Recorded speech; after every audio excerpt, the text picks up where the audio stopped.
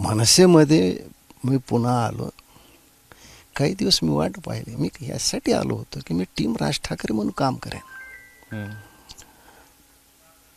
पहिले 10 सोडा, पहिले 20 सोडा, पहिले 50 सोडा, पहिल्याच 150 मध्ये मी सुद्धा नाही कुठल्याही बैठकीला मी कधीच उपस्थित नव्हतो, कारण मला बोलावणंच यायचं नाही. मी जे तुम्हाला म्हणजे ABP माझाला जी मुलाखत दिली होती त्याच्याविषयी त्याने मला खूप, तुम्ही कोण ठरवणार आहेत, तुम्ही जर एवढं मत मांडता तुम्ही फ्रीलान्स करा, पक्षाचं मत मांडू नका, पक्षाचं हे मत नाही, 2 भावांनी एकत्र यावं, तुम्ही कोण ठरवणार नियते आम्हाला, असं त्याने मला प्रतिप्रश्न केले.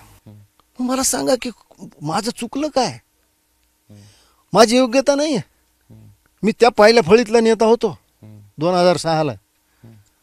आज मला स्टेजवर बसायचं ते विचारावं लागत होतं लोकांना की मी बसू का नको. साहेबांच्या हे लक्षात आलं नाही की एक आपण समोर बसलेला माणूस, त्याचे 73 वर्ष पूर्ण होत आहेत, त्याला आपण अशा पद्धतीनं का बोलावं. मला त्या दिवशी असं लक्षात आलं की नाही, आता पक्षाला आपली गरज नाही. प्रकाश महाजन, नारायण राणेला भिडणारे प्रकाश महाजन. प्रकाश महाजन जे राज ठाकरे आणि उद्धव ठाकरे या दोघांनाही स्पष्ट सांगणारे की तुम्ही जर एकत्र आले नाही तर नियती तुम्हाला माफ करणार नाही, मराठी माणूस माफ करणार नाही. हेच प्रकाश महाजन ज्यांनी थेट नारायण राणेच्या विरोधात क्रांती चौकातून दंड ठोपटले. हे सगळं त्यांनी कशासाठी केलं तर मनसे जो पक्ष आहे त्याच्या वाढीसाठी आणि त्याच्या उन्नतीसाठी. मात्र त्याच प्रकाश महाजनना आज मनसेला रामराम ठोकलाय. अस्वस्थ झालेले प्रकाश महाजन त्यांच्या मनाची मोकळी वाट करून देण्यासाठी ABP माझ्यावर आहेत. काय प्रतिक्रिया? एक शेर मला आठवला, मोकळा झाल्यामुळे एकदम. वो बेवफा कहे मुझे जिससे मैं वफा करूं, मैं बदनसीब अपनी किस्मत को क्या करूं. ज्यांच्यावर आपण मनापासून प्रेम करतो तेच जर आपल्याला दोषी ठरवत असले तर आपण काय, आपलं दुर्दैवच म्हणायचं. मनसेमध्ये मी पुन्हा आलो. काही दिवस मी वाट पाहिली. मी यासाठी आलो होतो की मी टीम राज ठाकरे म्हणून काम करेन. पहिले 10 सोडा, पहिले 20 सोडा, पहिले 50 सोडा, पहिल्याच 150 मध्ये मी सुद्धा नाही कुठल्याही बैठकीला मी कधीच उपस्थित नव्हतो, कारण मला बोलावणंच यायचं नाही. का ते म्हणायचे की प्रवक्त्यांना आम्ही बोलवत नाहीत. कुठलंही माझ्याकडं असं महत्त्वाचं पद नव्हतं की ज्याच्यामुळं मी तिथं उपस्थित राहील. मला असं वाटत होतं की मनसेच्या मी ध्येय धोरणात उपस्थित राहिलं पाहिजे, मी मनसेच्या संघटनात्मक काम केलं पाहिजे. तुम्हाला आठवत असेल का नाही मला माहीत नाही, पण एकदा 12 मार्चला तिथीप्रमाणे शिवजयंती आली होती, माननीय राजसाहेब इथं होते आणि त्यावेळेस पहिल्यांदा म्हणलं की साहेब आपण हिंदुत्वावर गेलो तर आपल्याला अयोध्येला गेलं पाहिजे. हा मुद्दा पहिल्यांदा मांडणारा मी होतो. आणि दुर्दैवानं असं झालं की या सगळ्या कुठं गोष्टीत मला समाविष्ट करून घेण्यात आलं नाही. मी वाट पाहत राहिलो, नाही मिळालं. नंतर माझ्या लक्षात आलं की चला आता आपण प्रत्येक वेळा संघर्ष करणं योग्य नाही.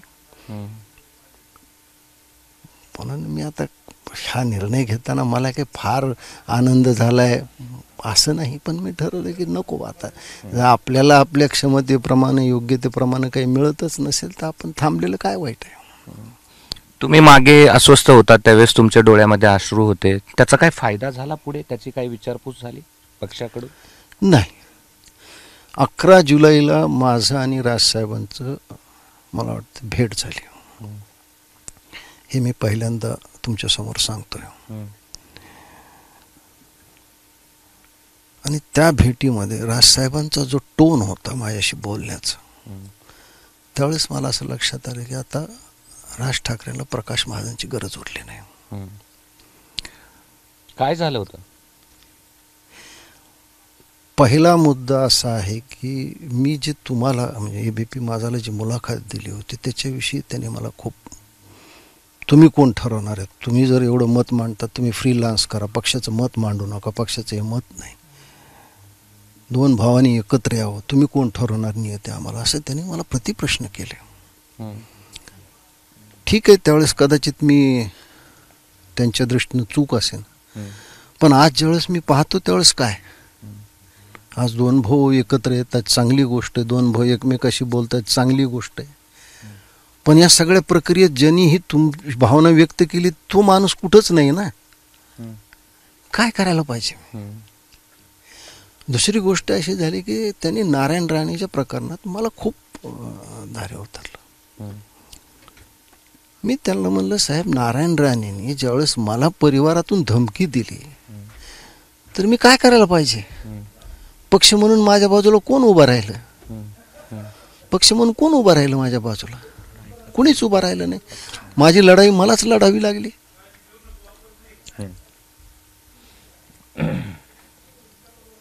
पक्षानं काही साथ दिली नाही. आणि मी असं काय नारायण राणे साहेबांना बिलो द बेल्ट बोललो होतो. पक्षासाठीच बोलले. हो, माझं कौतुक तर राहिलं, मला त्याच्याविषयी बोलाय काय लागले. याच पहिल्यांदा ABP माझा बोलतोय. 11 जुलैची माझी भेट. तिसरं ते म्हणले की तुम्ही आणि वैभव खेडेकर सारखं पुण्याला जाता, त्या वसंत मोरेला भेटता. पुण्याला माझी मुलगी राहते. मी आणि वैभव खेडेकर एकत्र कधीही पुण्याला गेलो नाहीत. वसंत मोरे पक्षात असतानाच माझी काही एकदा दोनदा भेट झाली असेल. त्याच्यानंतर त्या वसंत मोरेला मी पुन्हा कधी भेटलोही नाही, फोनवर सुद्धा बोललो नाही. अरे तुम्हाला सांगतो कोण असं, आणि तुम्ही त्याच्यावर माझी मतं करतात. आणि ते एवढे बोलले आणि उठून गेले निघून.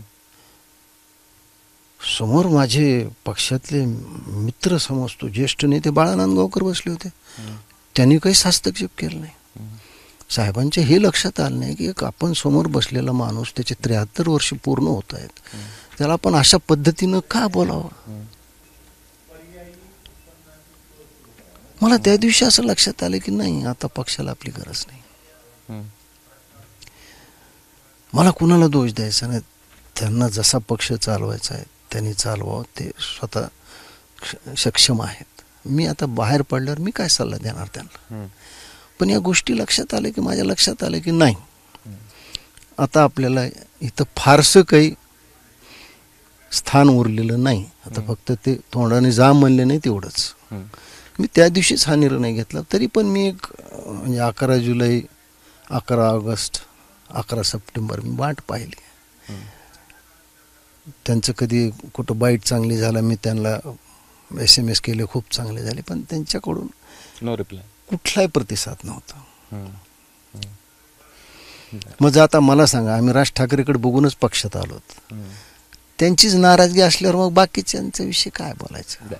एवढं सगळं होऊन सुद्धा तुम्ही म्हटलेलं मला आठवतंय, आता देवानं बोलवल्याशिवाय मंदिरात जाणार नाही. ते मंदिरच सोडायचा निर्णय का घ्या.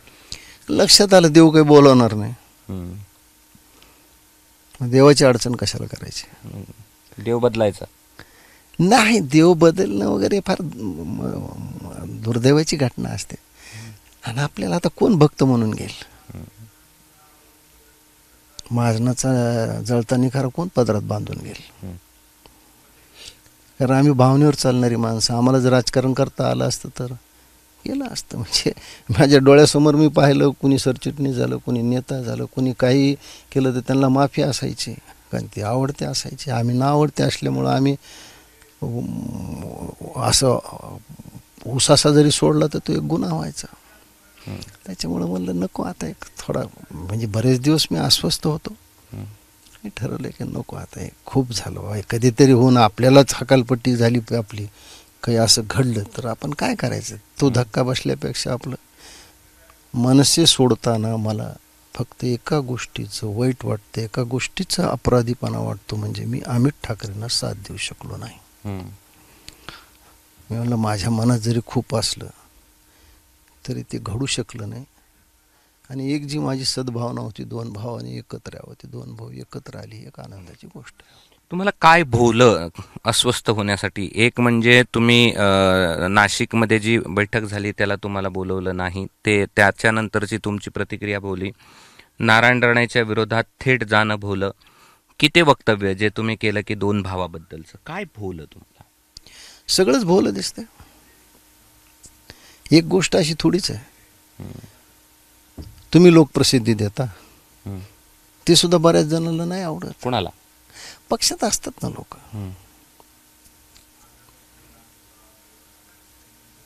नाही आवडलं कोणाला. मग प्रकाश महाजन असंच का बोलले. मी एक तर स्पष्ट बोलतो. काही लोकांचे हितसंबंध असतात, त्यांना ते वाईट वाटतं, ते बोलून दाखवतात. मी कधी कुणाकडे काम घेऊन गेलोच नाही ना. मी हे स्पष्ट बोललो की एकनाथ शिंदेनी अमित ठाकरे उमेदवार का दिला. मी काय चूक बोललो. भारतीय जनता पक्षाच्या आशिष शेलारनं आणि माननीय देवेंद्रजीने हे मान्य केलं होतं की आम्ही जिला मदत करू. नाही केली. हे जे बोलले मी ह्याच्यात मी काय वाईट बोललो. दुर्दैव असं आहे की आम्ही त्या ह्याच्यातले नव्हतो की ज्यांना सहजली साहेबाला भेटता येत होतं. त्या ह्याच्यात आम्ही नसल्यामुळं आमच्या चांगल्या गोष्टीला सुद्धा विकृत स्वरूपाने तिथं दाखवलं जायचं. आणि मग त्याचं मला सांगा की नारायण राणे प्रकरणामध्ये नारायण राणे मला नव्हते बोलले, नितेश राणे मला नव्हते बोलले, ते माझ्या नेत्याला बोलले होते. आणि माझं काम आहे. कृष्णा तुला आठवतं का नाही मला माहीत नाही, पण पंतप्रधान मोदीजींनी राजसाहेबांना दिल्लीला शपथविधीला बोलावलं नाही. ही बातमी ज्यावेळेस करायची ठरवली त्यावेळेस तू सुद्धा घाबरून गेलता की बातमीची खात्री काय. पण ज्यावेळेस ही बातमी झाली त्यावेळेस भारतीय जनता पक्षाने मान्य केलं ना की आमच्याकडून ही चूक झाली. आणि सगळ्या प्रसारमाध्यमांनी कुणाला दोष दिला, भारतीय जनता पक्षाला. पण हे मी जे साहस करून ही बातमी बोललो, मी का चूक केलं का. मला जी जबाबदारी दिली ती पार पाडताना मी पाहिलं नाही की माझ्यावर कोण वार करायला आणि काय वार करायला. मला सांगा की माझं चुकलं काय, माझी योग्यता नाही आहे. मी त्या पहिल्या फळीतला नेता होतो 2006ला. आज मला स्टेजवर बसायचं ते विचारावं लागत होतं लोकांना की मी बसू का नको. अरे काय मागत होतो तुम्हाला मी तिकीट मागितलंय, मी राज्यसभा विधान परिषदेचं काय मागितलं काय होतं. मी काही न जर मागता जर मी एवढंच मागितलं किंवा माझ्या क्षमतेप्रमाणे मला सन्मान मिळावा, त्यात काय वाईट होतं. शेवटी कुठल्याही राजकीय पक्षात माणूस ज्यावेळेस काम करतो तो सन्मानासाठी करतो ना, ह्याच्यासाठी नाही करत.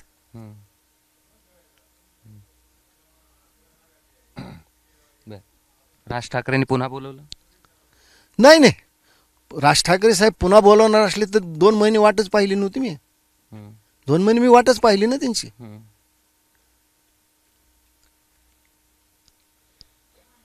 मला सांगा, नेता म्हणून रागवण्याचा तुमचा हक्क आहे, पण नेता म्हणून पाठीवर हात टाकण्याचं सुद्धा तुमचं कर्तव्य आहे. ते कुठे टाकलं तुम्ही. अरे आम्ही काय सर्कसचे घोडे आहोत का चापकाच्या फटकारावर चालणारे. आम्ही भावनेवर चालणारा. प्रकाश महाजन भावनेवर चालणारा माणूस आहे. मी राज ठाकरेवर ज्यांनी शाब्दिक वार केले समोर कोण माणूस आहे कधी पाहिलं नाही मी. एवढा एकनिष्ठ होतो मी राज ठाकरेशी. 19 तारखेचे तुमची जी बैठक झाली 11 वगैरे तारखेची, त्यातल्या वाऱ्यानं तुम्ही घायल झालात त्यांच्या बोलण्यानं. हो, मला तर धक्काच बसला. मला कळालंच नाही. मला तर उठलो, मला वाटलं की माझं कौतुक करायला बोलावले. ज्या पद्धतीनं माझ्याशी बोलण्यात आलं मला धक्काच बसला. नाही, थोडक्यात त्यांना असं म्हणायचं होतं की तुम्हाला थांबायचं असलं थांबा, नाही तर. मला त्या दिवशीच लक्षात आलं होतं. फ्रीलान्स करा हा शब्द. हो, पण मला सांगा, मी जी 2 भावांनी एकत्र यावं असं म्हणलं याचा त्यांना त्यावेळेस राग आला. आज 2 भाऊ 3-3 तास बसतात. प्रकाश महाजनची कधी आठवण झाली की वा ह्या माणसानं सदी इच्छा व्यक्त केली होती. माझा काय स्वार्थ होता. मला काय कुठं महानगरपालिकेत तिकीट मागायचं होतं, काय करायचं होतं मला. पण मला माहित होतं काय आहे ते.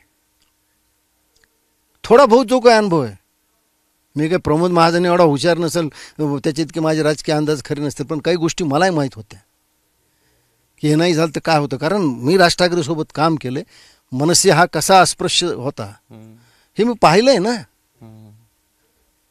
सगळ्यांना राजसाहेबांचा चहा आवडत होता, पण राजकीय सोबत नव्हती जाहीर आवडत. हे जाहीर बोलून दाखवणार मी आहे. मी काय चूक बोललो होतो असं, आणि जे बोललो होतं ते पुढे खरं ठरलं ना. आज काल नाशिकचा मोर्चा झाला, बाळा नांदगावकर संजय राऊत तिथं होते. हे कधी माझ्यामुळे एकत्र आले असं म्हणत नाही मी. मग माझा असा प्रश्न आहे की हे सगळे एकत्र येतात, तुमच्या मनासारखं होताना तुम्ही का दूर होता? कारण मला तिथं काही स्थानच नाही ना. मला काही स्थानच नाही ना तिथं. आणि एक पहा, मी महाजन आहे, जिथं सन्मान नाही तिथं थांबू शकत नाही. आम्ही सन्मानासाठी सगळा लढा आहे. सन्मान नाही दिला तर कशाला थांबायचं तिथं.